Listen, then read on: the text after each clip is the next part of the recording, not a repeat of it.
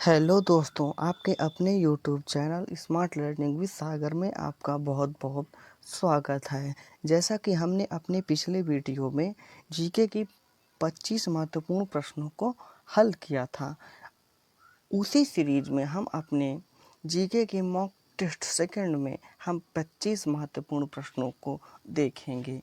चलिए हम अपने सीधे प्रश्नों पर चलते हैं। निम्न में से कौन सा जानवर बिना पानी की सबसे लंबी अवधि तक रह सकता है? Option a giraffe, option b ऊंट, ऑप्शन सी चूहा या ऑप्शन डी कंगारू। आप अपना उत्तर बता सकते हैं। तो इस प्रश्न का उत्तर होगा ऑप्शन बी ऊंट। ऊंट जो होता है उसे रेगिस्तान का जहाज भी कहते हैं। ये लगभग 8 से 10 दिनों तक बिना पानी के रह सकता है। चलिए नेक्स्ट क्वेश्चन में चलते हैं। दाचीग्राम राष्ट्रीय उद्यान निम्नलिखित में से किससे संबंधित है? कस्तूरी मृग से संबंधित है, हंगुल या कश्मीरी मृग से संबंधित है, शंघाई हिरण से संबंधित है या एक सींग वाले गैंडे से संबंधित है। हम आपको बता दें कि दाचीग्राम राष्ट्रीय उद्यान ये जम्मू और कश्मीर में पड़ता है। अगर बात करें एक सींग वाले गैंडे की, तो ये एक सींग वाले गैंडा के लिए कौन सा ये एक सींग वाले काजीरंगा नेशनल पार्क जो आसाम में है वो फेमस है। शंघाई हिरण के लिए Kabul Lamjao national park famous है। तो इस प्रश्न का उत्तर ऑप्शन बी हंगुल या कश्मीरी मृग सही हो जाएगा। चलिए नेक्स्ट क्वेश्चन में चलते हैं। जैव विविधता दिवस कब मनाया जाता है? Option a 22 March, option b 22 मई, ऑप्शन सी 5 जून या ऑप्शन डी 16 सितंबर। आप अपना उत्तर बता सकते हैं। देखिए, जो 22 मार्च को विश्व जल दिवस मनाया जाता है, 22 मई को जैव विविधता दिवस मनाया जाता है, 5 जून को पर्यावरण दिवस मनाया जाता है, 16 सितंबर को विश्व खाद्य दिवस मनाया जाता है। चलिए नेक्स्ट क्वेश्चन में चलते हैं। ग्रीन पीस इंटरनेशनल का मुख्यालय कहाँ पर स्थित है? ऑप्शन ए एम्स्टर्डम में, ऑप्शन बी कैनबरा में या ऑप्शन सी ओटावा में या फिर ऑप्शन डी नागासाकी में। आप अपना उत्तर बता सकते हैं। जो ग्रीन पीस इंटरनेशनल ये पर्यावरण के क्षेत्र में कार्य करने वाली एक गैर सरकारी संस्था है। जो इसका मुख्यालय है वो एम्स्टर्डम में स्थित है। जो एम्स्टर्डम कहाँ है? ये नीदरलैंड में है। चलिए हम नेक्स्ट क्वेश्चन में चलते हैं। शिक्षा मंत्रालय को मानव संसाधन मंत्रालय नाम कब दिया गया? शिक्षा मंत्रालय को मानव संसाधन मंत्रालय कब नाम दिया गया? देखिए 1985 को प्रधानमंत्री राजीव गांधी के समय शिक्षा मंत्रालय का नाम बदलकर मानव संसाधन विकास मंत्रालय किया गया था। नई शिक्षा नीति 2020 के तहत मानव संसाधन विकास मंत्रालय का जो नाम बदलकर अब पुनः शिक्षा मंत्रालय कर दिया गया। तो इस समय शिक्षा मंत्री कौन है? रमेश पोखरियाल निशंक जी हैं, जो कि यहाँ के शिक्षा मंत्री हैं। चलिए नेक्स्ट क्वेश्चन में चलते हैं। निम्न में से कौन सा भारत में स्थापित प्रथम राष्ट्रीय उद्यान है? यानी प्रथम राष्ट्रीय उद्यान कौन सा है? आप अपने उत्तर बता सकते हैं। पहला है काजीरंगा राष्ट्रीय उद्यान, जो काजीरंगा ये आसाम में पड़ता है। जिम कॉर्बेट नेशनल पार्क ये पड़ता है उत्तराखंड में। गिर वन ये पड़ता है गुजरात में, जो एशियाई शेरों के लिए प्रसिद्ध है। और दुधवा नेशनल पार्क ये पड़ता है उत्तर प्रदेश के लखीमपुर खीरी जिले में, जो कि शेर के लिए, टाइगर रिजर्व के लिए प्रसिद्ध है। आप बता सकते हैं।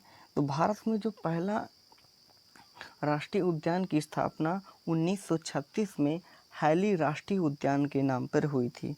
1936 में हैली नेशनल पार्क के नाम पर हुई थी। यह उद्यान बाद में इसका नाम जिम कॉर्बेट राष्ट्रीय उद्यान रख दिया गया, जो कहाँ पर है?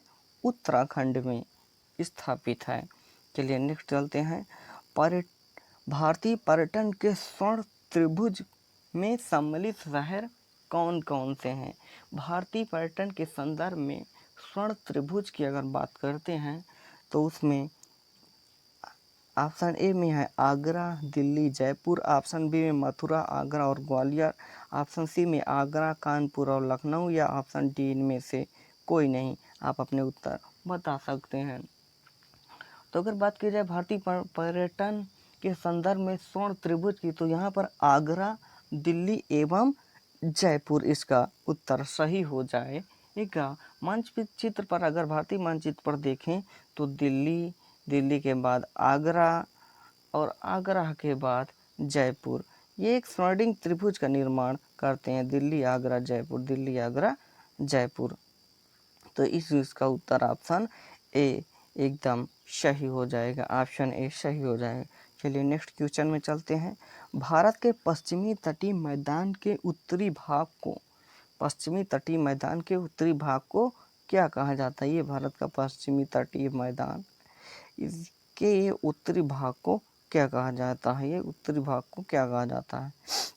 ए आप कर्नाटक तट, बी मालाबार तट, सी कोंकण तट, या डी कोरोमंडल तट।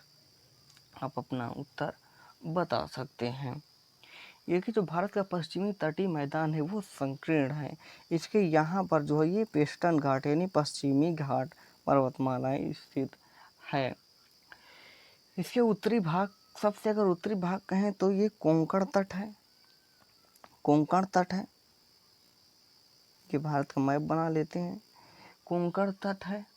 उसके दक्षिणी भाग ये यहाँ पर जो केरला के आसपास है, इसको हम मालाबार तट कहते हैं। आप ऐसे याद कर सकते हैं केरल किस लिए प्रसिद्ध है? केरल मसालों के लिए प्रसिद्ध है, इसलिए ये मालाबार तट हो जाएगा। और अगर ये तमिलनाडु के साइड देखें तो ये तमिलनाडु का जो भाग होता है वो कोरोमंडल तट होता है, जो बंगाल की खाड़ी की तरफ होता है। और ये उड़ीसा का जो भाग होता है उसे उत्तरी सरकार तट कहते हैं। तो इस प्रश्न का उत्तर हो जाएगा आपका Malabar.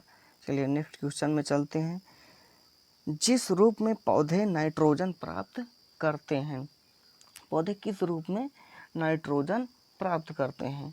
Nitrate, nitric oxide, option b nitride, option c ammonia, या ऑप्शन डी नाइट्राइट। देखिए वस्तुतः नाइट्रेट और नाइट्रोजन ऑक्सीजन के सहयोग से ही बने यौगिक होते हैं। वनस्पति घी, पौधे नाइट्रोजन की आवश्यकता की, वनस्पति जो होती हैं वो वृद्धि के लिए पौधों को नाइट्रोजन की आवश्यकता होती है। ये वायु तथा जल में घुलनशील होते हैं। तो ये किससे प्राप्त करते हैं? ये नाइट्राइट से प्राप्त करते हैं। ऑप्शन सी इसका सही हो जाएगा। चलिए नेक्स्ट क्वेश्चन में चलते हैं। न्यू तापमान में न्यू में से किसे पायरोमीटर कहा जाता है? निम्न में से किसे कहा जाता है? पायरोमीटर किसका मापन किया जाता है? क्या ताप विद्युत मापी से, विकिरण ताप मापी से, गैस ताप मापी से, या द्रव ताप मापी से? देखिए बायोगैस से उत्पादित घटक, जी हाँ, पायरोमीटर से पूर्ण विकिरण मापी को मापा जाता है। ऑप्शन बी एग्जैक्टली सही हो जाएगा। चलिए नेक्स्ट क्वेश्चन में चलते हैं। ये थोड़ा प्रिंटिंग मिस्टेक हो गया है। डायनमो एक युक्ति है जो परिवर्तित करती है। डायनमो क्या रासायनिक ऊर्जा को विद्युत ऊर्जा में परिवर्तित करती है, या विद्युत ऊर्जा को यांत्रिक ऊर्जा में, या यांत्रिक ऊर्जा को विद्युत ऊर्जा में, या विद्युत ऊर्जा को रासायनिक ऊर्जा में? आप अपना उत्तर बता सकते हैं। देखिए डायनामो होती है वो विद्युत चुम्बकीय प्रेरण द्वारा यांत्रिक ऊर्जा को विद्युत ऊर्जा में परिवर्तित करती। डायनामो क्या होता है? यांत्रिक ऊर्जा को विद्युत ऊर्जा में परिवर्तित करती, इसलिए ऑप्शन सी इसका सही हो जाएगा। चलिए नेक्स्ट क्वेश्चन में चलते हैं। निम्नलिखित से किसके द्वारा वायु की गति मापी जाती है? वायु की गति किससे? क्या बैरोमीटर से, एमिनोमीटर से, हाइड्रोमीटर से, या विंड वेन से? तो इस प्रश्न का उत्तर हो जाएगा एमिनोमीटर से। देखिए एमिनोमीटर के द्वारा वायु के वेग की माप की जाती है। जबकि अगर वायुमंडलीय दाब की माप करना हो तो वहाँ पर हम बैरोमीटर का प्रयोग करते हैं, और हाइड्रोमीटर से द्रव या जल कोई भी होता है उसका घनत्व मापते हैं। तो अतः इस प्रश्न का उत्तर ऑप्शन बी एकदम सही हो जाएगा। चलिए नेक्स्ट क्वेश्चन में चलते हैं। मानव की सामान्य स्वास्थ्य के लिए स्पष्ट दृष्टि की न्यूनतम दूरी कितनी होती है? जो एक स्वस्थ मानव होता है उसकी स्पष्ट दृष्टि की न्यूनतम दूरी कितनी होती है? ऑप्शन ए बी 50 सेमी, ऑप्शन बी 10 सेमी, या ऑप्शन सी 25 सेमी, या ऑप्शन डी 15 सेमी। आप अपने उत्तर बता सकते हैं। देखिए, नेत्र के सामने की वह दूरी, जो स्पष्ट दूरी वह होती है जो नेत्र के सामने की वह निकटतम दूरी जहाँ पर रखी वस्तु नेत्र से स्पष्ट दिखाई देती है, नेत्र की स्पष्ट दृष्टि से न्यूनतम दूरी कहलाती है। सामान्यतः आँख के लिए 25 सेंटीमीटर जहाँ दूरी होती है, इसलिए ऑप्शन सी आपका एकदम सही हो जाएगा। चलिए नेक्स्ट क्वेश्चन में चलते हैं। बिग बैंग सिद्धांत निम्नलिखित में से किसकी उद्भव की व्याख्या करता है? क्या स्तनधारी जीव के उद्भव की बात करता है, हिमयुग की, ब्रह्मांड की, या महासागर की? आप अपना उत्तर बता सकते हैं। देखिए, बिग बैंग जो सिद्धांत है इसे महाविस्फोटक सिद्धांत या बिग बैंग सिद्धांत या ब्रह्मांड की उत्पत्ति, आकाशगंगा सौरमंडल की उत्पत्ति से संबंधित है। इस सिद्धांत का प्रयोग जॉर्ज लेमेन तेरे ने किया। कि कौन से किया? जॉर्ज लेमेन तेरे, जॉर्ज लेमेन तेरे ने किया इसका, इस जो ब्रह्मांड उत्पत्ति का सिद्धांत होता है। इसके बाद में रॉबर्ट वैगनर ने 1967 में इस सिद्धांत की व्याख्या किया। ठीक, तो ऑप्शन सी बिग बैंग सिद्धांत जो होता है वो ब्रह्मांड की उत्पत्ति से संबंधित है। चलिए नेक्स्ट क्वेश्चन में चलते हैं। सकारिया आयोग निम्नलिखित में से किसकी समीक्षा हेतु स्थापित किया गया था? क्या प्रधानमंत्री और राष्ट्रपति के मध्य, राष्ट्रपति और कार्यकारी विधायिका एवं कार्यपालिका में, केंद्र राज्य के मध्य एवं कार्यकारी पालिका और न्यायपालिका के मध्य? आप अपने उत्तर बता सकते हैं। देखिए, जो सकारिया आयोग था ये केंद्र और राज्य के मध्य संबंध केंद्र और राज्य के मध्य संबंध के बारे में बताता है। सकारिया आयोग की अध्यक्षता R.S. सकारिया जी ने की थी। यह जून 1983 में इस आयोग का गठन किया गया था। जून 1983 में इसका गठन किया गया था, और इसने अपनी रिपोर्ट जनवरी 1988 में दिया था। चलिए अपने नेक्स्ट क्वेश्चन में चलते हैं। राज्य वित्त आयोग एक क्या विधिक संस्था है, असंवैधानिक संस्था है, संवैधानिक संस्था है, या फिर उपरोक्त में से कोई नहीं? देखिए, भारतीय संविधान के अनुच्छेद 243 झ के तहत राज्य वित्त आयोग की गठन की व्यवस्था है। व्यवस्थानुसार राज्य वित्त आयोगों का गठन प्रत्येक 5 वर्ष में किया जाता है। स्पष्ट है, राज्य वित्त आयोग एक वैधानिक संस्था यानी संवैधानिक संस्था, इसलिए इसका ऑप्शन सी एकदम सही हो जाएगा। अगर वित्त आयोग की बात करें तो वित्त आयोग संविधान के अनुच्छेद 280 में चर्चा किया गया है, और राज्य वित्त आयोग का जो किया गया है वो 243 का झा, इसमें राज्य वित्त आयोग की चर्चा की गई है। चलिए नेक्स्ट क्वेश्चन में चलते हैं। भारतीय संविधान के किस अनुच्छेद में निर्वाचन आयोग का प्रावधान किया गया है? अनुच्छेद 320, अनुच्छेद 322, अनुच्छेद 324, या अनुच्छेद 326? आप अपना उत्तर बता सकते हैं। तो इस प्रश्न का उत्तर होगा ऑप्शन सी अनुच्छेद 324। भारतीय संविधान के अनुच्छेद 324 में निर्वाचन आयोग के गठन का प्रावधान है। अगर अनुच्छेद 320 की बात करें, ये लोक सेवा आयोग के कार्यों से संबंधित अनुच्छेद है। तो इस प्रश्न का उत्तर अनुच्छेद सी आर्टिकल 324 हो जाएगा। चलिए नेक्स्ट, भारतीय संविधान के किस भाग में पंचायती राज व्यवस्था का प्रावधान है? अगर पंचायती राज व्यवस्था की बात करें, पंचायती राज व्यवस्था की बात करें तो इसे 73वें संविधान संशोधन 1992 द्वारा स्थापित किया गया था। यह संविधान के भाग 9 में है। पंचायती राज व्यवस्था संविधान के भाग 9 में है। यहाँ पर मिस प्रिंट हो गया है, संविधान के भाग 9 में। चलिए नेक्स्ट क्वेश्चन, जो पंचायती राज व्यवस्था है वो संविधान के भाग 9 में है। चलिए नेक्स्ट क्वेश्चन, नई शिक्षा नीति 2020 के मसौदे के लिए गठित समिति के अध्यक्ष कौन थे? Option A K Kasturirangan, option B Rajiv Kumar, option C Ramesh Pokhriyal Nishank, option D Dinesh Kumar Khara. तो शिक्षा नीति 2020 के मसौदे के जो समिति के जो अध्यक्ष थे वे डॉक्टर के कस्तूरी रंगन जी हैं। के लिए नेक्स्ट क्वेश्चन, निम्नलिखित में किस राज्य में टिन अयस्क का प्रमुख भंडार है? Option a Assam, option b Jammu और कश्मीर, ऑप्शन सी छत्तीसगढ़ या ऑप्शन डी पश्चिम बंगाल। देखिए छत्तीसगढ़ राज्य में टिन अयस्क का प्रमुख भंडार है। उल्लेखनीय है कि छत्तीसगढ़ भारत का एकमात्र ऐसा राज्य है जहां टिन का उत्पादन किया जाता है। ऑप्शन सी छत्तीसगढ़ में सही हो जाएगा। जो छत्तीसगढ़ पड़ता है वो छोटा नागपुर के पठार वाले भाग में पड़ता है, जिसलिए यहाँ पर काफ़ी मात्रा में खनिज पदार्थ मिलते हैं। चलिए नेक्स्ट क्वेश्चन में चलते हैं। रेड क्लिफ लाइन किसको निर्धारित करती है?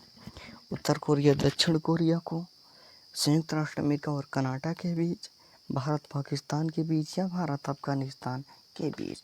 देखिए उत्तर कोरिया और दक्षिण कोरिया के बीच जो होती है वो 39 डिग्री समांतर रेखा होती है।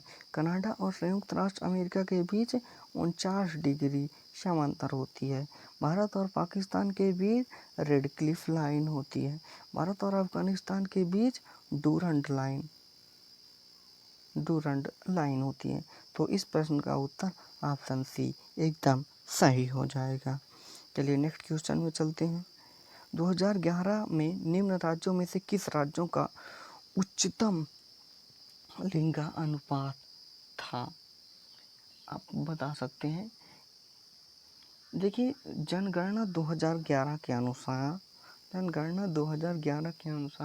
अगर बात करें कि